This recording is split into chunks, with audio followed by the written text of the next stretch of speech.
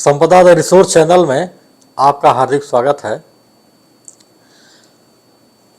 दरअसल यह चैनल हमने ख़ासतौर पर कृषि और अन्य जो हमारी गतिविधियां हैं, पशुपालन, उद्यान और मछली पालन, यानी कृषि से और कृषि से जुड़े हुए जितने भी कार्य ग्रामीण क्षेत्रों में किए जाते हैं, उनकी जो नवीनतम तकनीकी है, नवीनतम जो गतिविधियां हैं,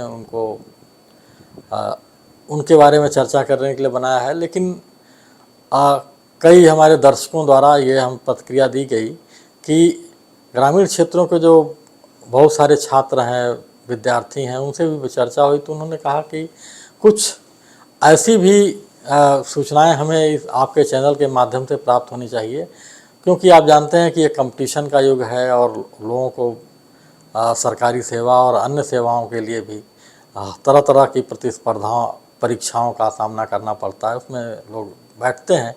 तो उन विद्यार्थियों का भी कहना था कि हमें जो है हमारे आपके चैनल के माध्यम से हमें ऐसी जानकारियां प्राप्त होनी चाहिए। तो हमने सोचा है कि इस चैनल के माध्यम से जो हमारे विद्यार्थी हैं, उन विद्यार्थियों को भी विभिन्न विषयों की तकनीकी जानकारी दी जा सके, जिससे कि वो आने वाली जो परीक्षाएं हैं, जो प्रतियोगी परीक्षाएं हैं, उसमें पूरी क्षमता से भाग ले सकें और उनके ज्ञान का विस्तार हो। तो आज इसी कड़ी में हमने इतिहास के विषय को लिया है। इतिहास हमारे कंपटीशन का एक बहुत बड़ा, सामान्य ज्ञान का भी और कंपटीशन का एक बहुत महत्वपूर्ण विषय भी है। तो इतिहास विषय पर हम कुछ चर्चा करेंगे और शुरुआत हम करते हैं कि आखिर इतिहास है क्या। इतिहास के बारे में एक बहुत महत्वपूर्ण परिभाषा दी गई है। कार्ल मार्क्स, आप जानते हैं कि वामपंथ के बहुत बड़े नियामक हुए और उन्होंने वामपंथ की नींव रखी समाजवाद की। और कार्ल मार्क्स ने परिभाषा दी कि हर क्षण अपने को नष्ट कर इतिहास बन जाता है। यानी जो समय है, यह समय और इसमें होने वाली सारी घटनाएं जो घट रही हैं, जो बीत रही हैं, वही आगे चल करके इतिहास बन जाती हैं। यानी हर क्षण जो बीत रहा है और उसमें अगर कोई घटना नहीं हो रही है तो आप उसको इतिहास नहीं कह सकते हैं। लेकिन आप देखें कि बहुत सारी हमारे इतिहास की घटनाएं हैं जिन्होंने अपने समय को बहुत ज़्यादा प्रभावित किया है। ऐसी घटना जिसने आगे के इतिहास को, आगे के समय को प्रभावित किया है, वह घटना इतिहास में अंकित हो जाती है। उदाहरण के लिए आप देखें तो कुरुक्षेत्र के मैदान में कृष्ण द्वारा अर्जुन को दिया गया उपदेश वह एक क्षण रहा होगा। आप देखें कि भारतीय इतिहास में ही आगे अगर हम मध्यकाल की बात करें तो आप देखिए कि किस तरह जो है गौरी के द्वारा पृथ्वीराज की पराजय, हेमू की आंख में एक तीर का लग जाना 1556 के पानीपत के युद्ध में। इसी तरह बाबर द्वारा अपनाई गई तुलगमा शैली, उस शैली से एकाएक जो है सारा युद्ध का पासा पलट गया। हाथी जो है वह रौंदने लगे अपनी ही सेना को और इब्राहिम लोदी की पराजय हो गई और पूरा इतिहास बदल गया। तो ऐसी बहुत छोटी छोटी घटनाएं होती हैं जो इतिहास में अंकित हो जाती हैं और उसका प्रभाव बहुत दिनों तक रहता है। पलासी का युद्ध 1757 का, उस युद्ध के बारे में आप देखिए कि एक 40,000 की सेना बंगाल के नवाब सिराजुद्दौला की और बहुत छोटी सी 400 सैनिकों की सेना से, क्लाइव की जो सेना थी, उससे पराजित हो जाती है और पूरा ये देश 200 सालों की अंग्रेज़ों की गुलामी के अंदर आ जाता है। और किस तरह देश का शोषण हुआ, किस तरह हमारी आर्थिक और सामाजिक व्यवस्था नष्ट की गई, आज भी हम उससे उबर नहीं सके हैं। तो इतिहास का अध्ययन मनुष्य को बहुत कुछ करने की सीख देता है, अपने अतीत से सीखने का एक मौका देता है। इतिहास से हम सीख सकते हैं कि हमारे पूर्वजों ने कौन कौन सी गलतियां की, जिनको न करके, जिन्हें न दोहरा करके हम अपने को उनसे बचा करके आगे बढ़ सकते हैं। और हम स्वयं अपनी समीक्षा कर सकते हैं, क्या हमने अतीत से कुछ सीखा? क्या हमने अतीत के जो घटनाक्रम हुए, जिनसे हमारे ऊपर ये दुर्दिन आए, हमारे देश पर, क्या हमने उस अतीत से कुछ सीखा है? 1000 सालों की गुलामी से कुछ सीखा है हमने? तो इतिहास एक ऐसा विषय है कि इस विषय से हम अपने पूर्वजों के जो पहले किए गए उत्कृष्ट कार्य हैं उनसे बहुत कुछ सीख सकते हैं। हमारे वेद हैं, पुराण हैं, हमारी स्मृतियां हैं, हमारे ऋषि मुनियों ने वनों में रह करके और बिल्कुल प्रिमिटिव साधनों से जो खगोल क्षेत्र में, ज्योतिष के क्षेत्र में, आयुर्वेद के क्षेत्र में जो ज्ञान प्राप्त किया था, उस पर हम गर्व कर सकते हैं। लेकिन कुछ परिस्थितियां ऐसी आईं जिनके कारण हमें आपसी द्वेष के चलते कह सकते हैं, या हमारे अंदर राष्ट्र के प्रति वह भावना नहीं थी, हम आपस में लड़ते पिटते रहे, जिसके कारण हमें गुलाम होना पड़ा। तो इतिहास से हम बहुत सारी चीज़ें सीख सकते हैं और हम महसूस कर सकते हैं कि अगर हम एक बने रहेंगे, हम साथ साथ मिल करके राष्ट्र के बारे में सोचेंगे, समाज के बारे में सोचेंगे, समाज की बेहतरी के बारे में सोचेंगे, तो हम सबका कल्याण होगा। बहुत सारे विदेशियों ने इतिहास के बारे में, हमारे भारतीय इतिहास के बारे में बहुत सारे लेख लिखे हैं और कहा है कि भारतीयों में इतिहास लिखने की दृष्टि नहीं थी। हमारे दृष्टि पर सवाल उठाए जाते हैं। ये सही बात है कि हमारे यहाँ इतिहास जैसी चीज़ कह करके कोई चीज़ नहीं लिखी गई। हमारा जो भारतीय जीवन दर्शन रहा है वह त्याग का दर्शन रहा। लेखकों ने धर्म प्राण दर्शन रहा। संपूर्ण सृष्टि को, समूचे विश्व को बंधुत्व की भावना से, सर्वभौम सुखना की परिकल्पना से हमारे इतिहास में, हमारे शास्त्रों में लिखा गया। यहाँ तक कि ग्रंथों को लिखने वालों ने अपने नाम तक नहीं लिखे। लोगों में अपने प्रति अपने को उजागर करने की प्रवृत्ति नहीं थी। तो विभिन्न उदाहरणों में आप देखिए, बहुत सारे उदाहरण हैं, उन्होंने अपने बारे में कुछ नहीं लिखा। बहुत बड़े बड़े ग्रंथ रचे गए वेदों में। वेदों को आप देखिए, आप पुराणों को देखिए, आप स्मृतियों को देखिए, बहुत सारे ग्रंथों में लोगों ने अपना उल्लेख तक नहीं किया कि उनका रचनाकार कौन है। तो हमारे यहाँ जो इतिहास रहा, इतिहास की जो जीवन दृष्टि थी, इतिहास दरअसल एक जीवन दृष्टि थी हमारे इतिहास। और उसमें चूंकि इतिहास एक जीवन दृष्टि, तो उसमें बहुत सारे विषय, उसमें इतिहास भी है, भूगोल भी है, समाज भी है, सामाजिक दर्शन भी हैं, सारी चीज़ें एक साथ उसमें मिली हुई हैं, जिसके कारण लोगों को यह रहा कि इतिहास। और उन्होंने किसी तिथि विशेष का उल्लेख नहीं किया। उन्होंने, कहा जाता है कि उन्होंने प्रमाण नहीं दिए, तो इनके कारण कहा जाता है कि इतिहास दृष्टि नहीं थी। लेकिन यह सही नहीं है, बल्कि हमारे जो विभिन्न ग्रंथ हैं, वेद हैं, पुराण हैं, स्मृतियां हैं, विभिन्न आरण्यक हैं, इन आरण्यकों से हमारे उस समय के सामाजिक जीवन की, आर्थिक जीवन की, राजनीतिक जीवन की बहुत सारी चीज़ें जो हैं, सामग्रियां मिलती हैं, जिनकी सावधानी पूर्वक अध्ययन करके हम इतिहास की एक रूपरेखा बना सकते हैं। जो हमारे इतिहास को जानने के जो हमारे बहुत सारे साधन हैं, जैसा मैंने आपसे कहा कि वेद हैं, जो हमारे 4 वेद हैं, उन चारों वेदों में उनके उस समय का सारा कुछ सामाजिक जीवन, राजनीतिक जीवन, आर्थिक जीवन भी आता है। और इसी तरह जो है जो आरण्यक हैं, जो उपनिषद हैं, उपनिषदों में तो जो जीवन दृष्टि विकसित हुई, एक बिल्कुल नए तरह से जीवन के हर क्षेत्र के बारे में एक नई सोच उसमें स्थापित की गई।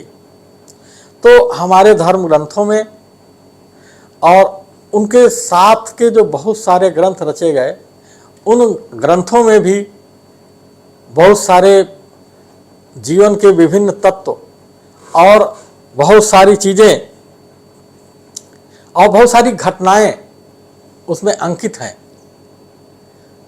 और आप उनको देख करके आप महसूस कर सकते हैं कि हमारे पूर्वजों की ऐतिहासिक दृष्टि एक सामासिक दृष्टि थी, एक व्यापक दृष्टि थी, और उसके आधार पर इन ऐतिहासिक साक्ष्यों से हम अपने इतिहास को जान सकते हैं।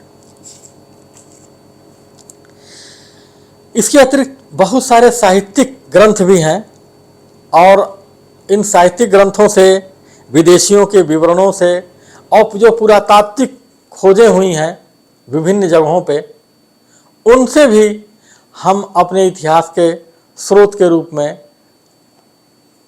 व्याख्यायित करके और इतिहास के बारे में समझ सकते हैं। सबसे पहले जो साहित्य हमारा आता है वो वेद हैं। वेदों में हमारे 4 वेद हैं, और आप जानते हैं कि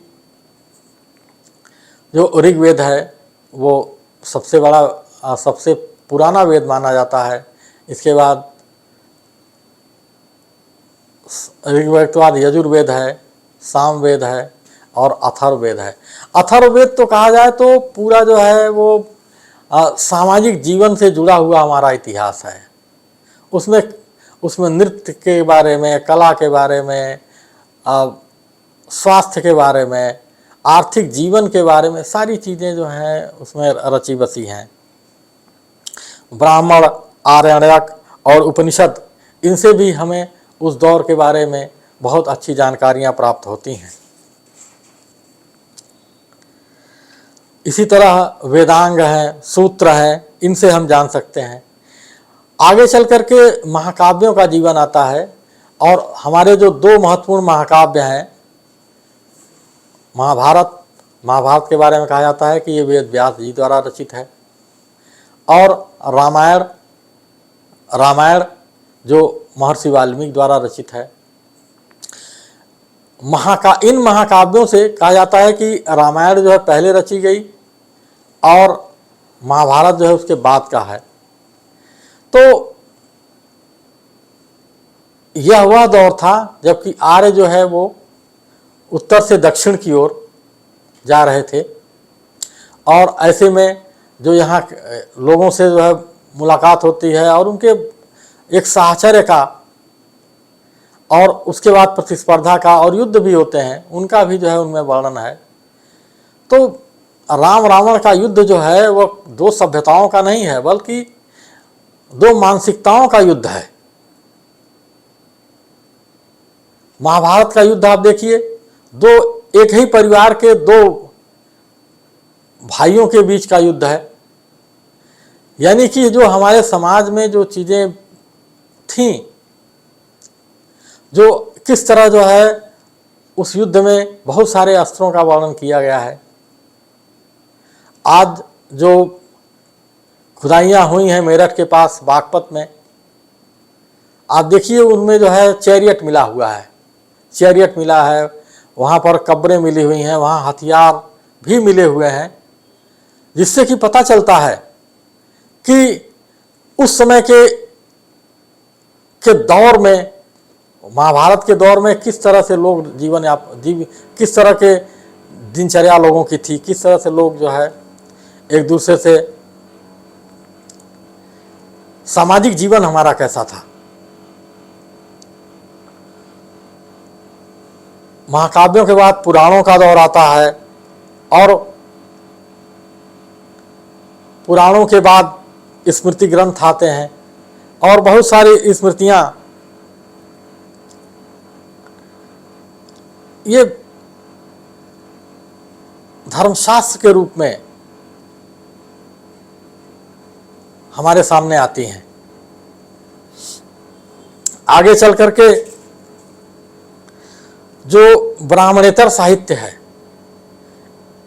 बौद्ध साहित्य है, जिसमें विनय पिटक, सुत्त पिटक, अभिधम्म पिटक और जैन साहित्य हैं।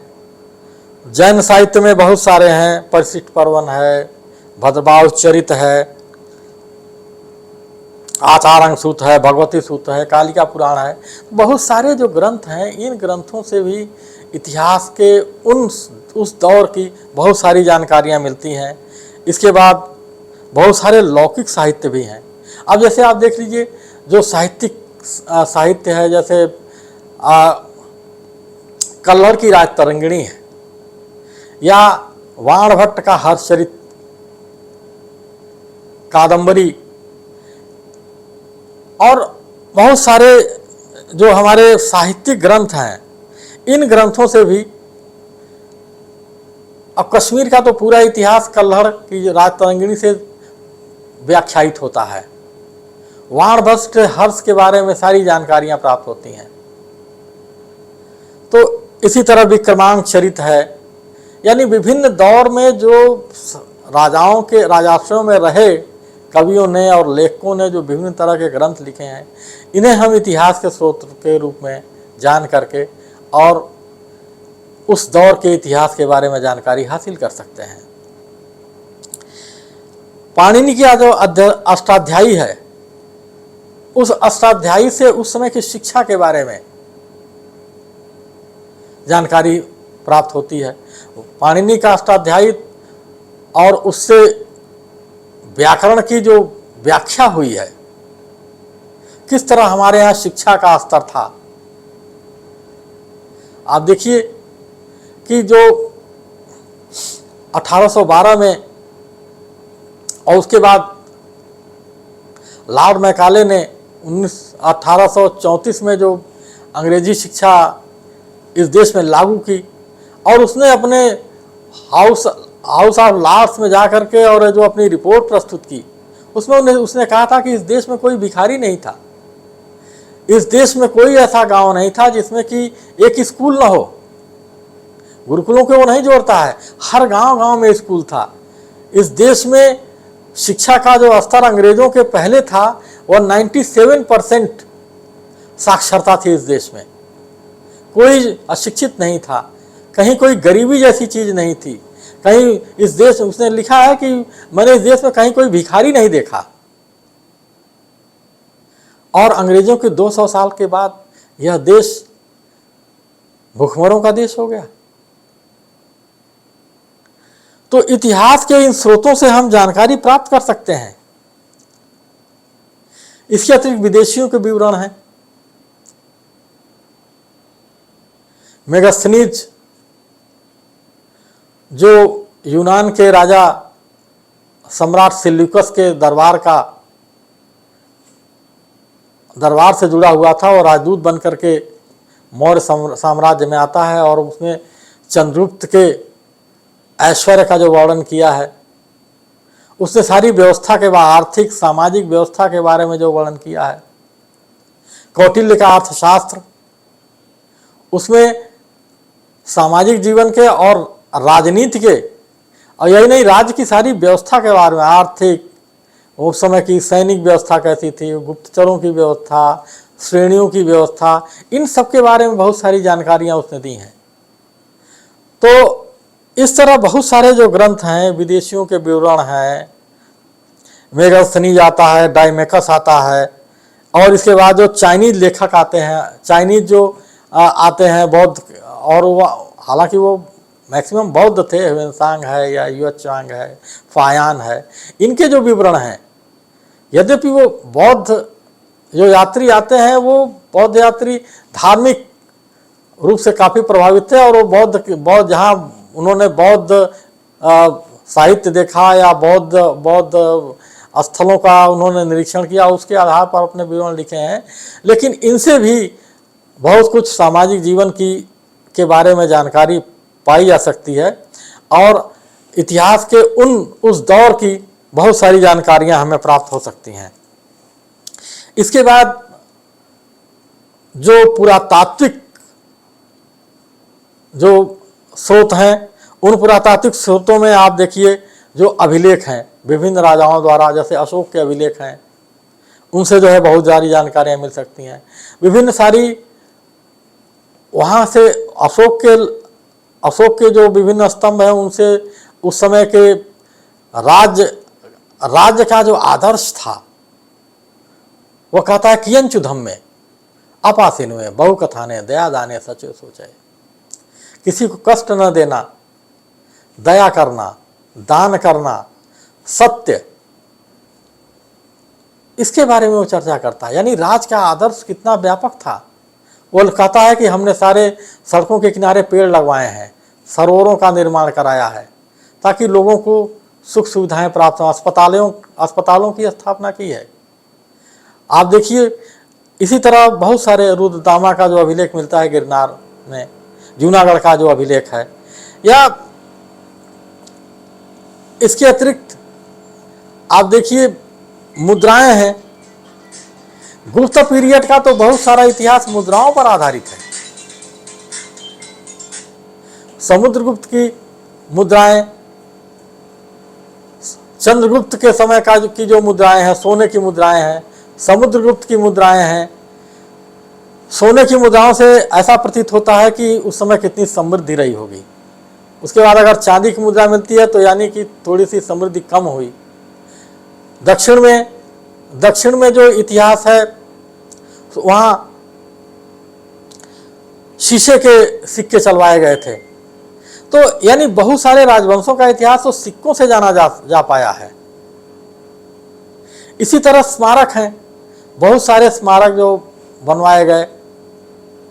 न केवल अब प्राचीन काल में जो बहुत सारे स्मारक नहीं, जैसे मेगास्थनीज लिखता है कि उसका चंद्रगुप्त का जो प्रासाद था वो बहुत विशाल था, लेकिन चूंकि वो लकड़ी के बने हो सकते हैं और तराई या पानी के कारण जो है वो प्रभावित होकर के नष्ट हो गए हों।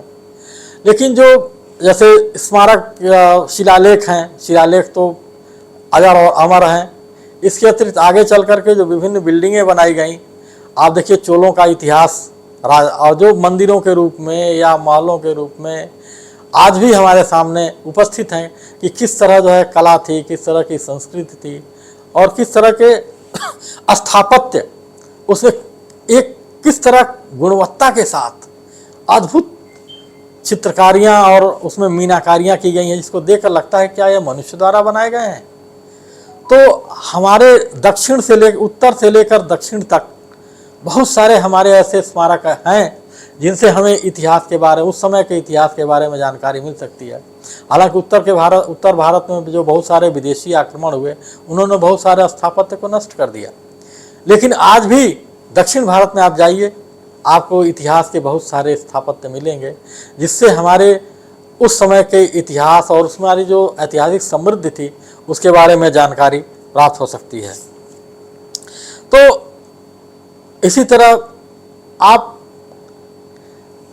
जो हमारा साहित्य है, वेदों से लेकर के और जो हमारे भी इतिहास के विभिन्न स्रोत हैं, इन स्रोतों के अध्ययन से भारतीय इतिहास के बारे में एक नई दृष्टि विकसित की जा सकती है। लोगों ने बहुत सारी व्याख्याएं की हैं और मुझे लगता है कि हमें अपने इतिहास को एक नई दृष्टि से, एक सर्वांगीण दृष्टि से देखने की ज़रूरत है। और इसमें जो हमारा भारतीय इतिहास का जो साहित्य है, जो हमारे ग्रंथ हैं, जो हमारी पूर्वजों द्वारा बनाए गए स्थापत्य हैं, जो बिल्डिंगें हैं उन्हें और जो मंदिर हैं, उनसे देख करके हमें अपने इतिहास के बारे में एक नई जानकारी मिल सकती है और निश्चित तौर पर इसे हमें गर्व होना चाहिए। आपका बहुत बहुत धन्यवाद।